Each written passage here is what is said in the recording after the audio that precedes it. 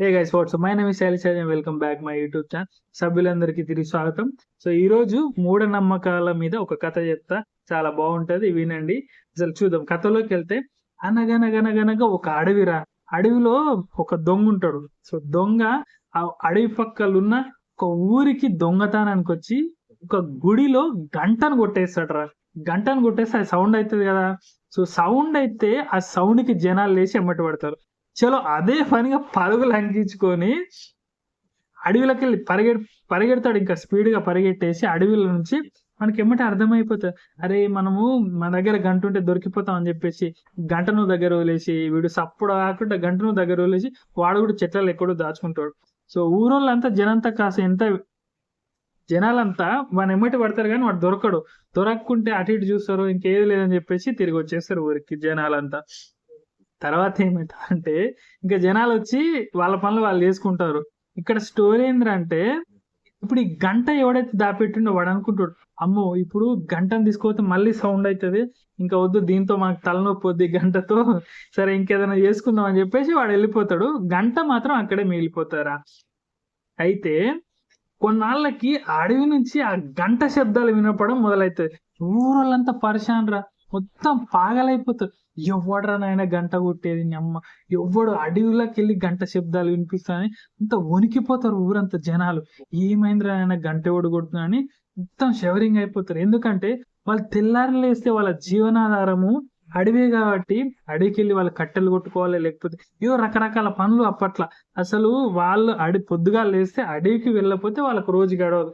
అట్లాంటి పరిస్థితుల్లో ఆ గంట సౌండ్ ఉండబట్టి ఎవడు అడవికి వెళ్ళకుండా వీళ్ళకి పనులు లేక చాలా ఇబ్బందులు పడతా ఉంటారు. గంట ఎవరబ్బా కొట్టేది, ఎవ్వరు మనుషులు లేరు ఆ గంటను కొట్టేది, పిచాచులు ఏవో దయ్యాలు అంటాయి కాబట్టి చాలా భయపడి వణికిపోతా ఉంటారు ఆ ఊర్లో. ఇది ముచ్చట ఇట్లా జరుగుతా ఉంది. సో ఇట్లా జరుగుతా ఉంటే ముచ్చట ఏంటంటే జరుగుతూ ఉంటది. అడవిలో ఊర్లో ఒక ముసలాం ఉంటది. ఎందుకు ఈ గంట ఎవరు కొడుతురు, దీని కథ ఏందో తేల్చాలని చెప్పేసి ఒక రోజు అడవిలోకి వెళ్తది. గంట శబ్దం ఎక్కడి నుంచి వస్తుందో చూద్దాం అని చెప్పేసి. ఊరోళ్ళంతా ఆయన కూడా భయపడతారు, అమ్మ మేము వెళ్ళామంటే మేమని. ముసలామ కొంచెం మూఢనమ్మకాలు అంటే భయం ఉండదు. చూద్దాం ఏడికైతే ఆడికైనా భయ తేల్చేద్దాం ఈ రోజు ఈ గంట ముచ్చట ఏందో అని చెప్పేసి వెళ్తది. సో వెళ్ళి చూస్తే అక్కడ చెట్టు మీద గంట గాలికి ఊగుతా ఉంటది రా. గాలికి అటు ఇటు ఈ సౌండ్ అవుతుంటది. లేకపోతే ఆ చెట్టు నిండా కోతులు ఉంటాయి. ఆ కోతులు దాన్ని గాలిచ్చినప్పుడు ఎక్కడో ఒక చోట అట్లా సౌండ్ వస్తుంది. ముచ్చట ఏంటంటే ఆడ దొంగ కొట్టేసిన గంట ఉంటది కదా, ఆ గంట ఎక్కడో పడిపోతే ఆ కోతులు తీసుకుపోయి ఎక్కడో చెట్టు మీద ఏలాడేస్తే ఆ సౌండ్కి వచ్చేదే ఈ గంట సౌండ్ అన్నట్టు. దాన్ని చూసి జనాలంతా భయపడిపోయి అంత రంగరంగం వైభవంగా ఎట్లా రే అమ్మ ఇది కథ అన్నట్టు.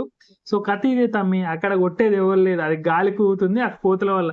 సో వీళ్ళేందంటే ఏవో చేస్తున్నా అని చెప్పేసి మూఢనమ్మకాలు అని చెప్పేసి రకరకాలుగా భయపడిపోయి ఇది కథ.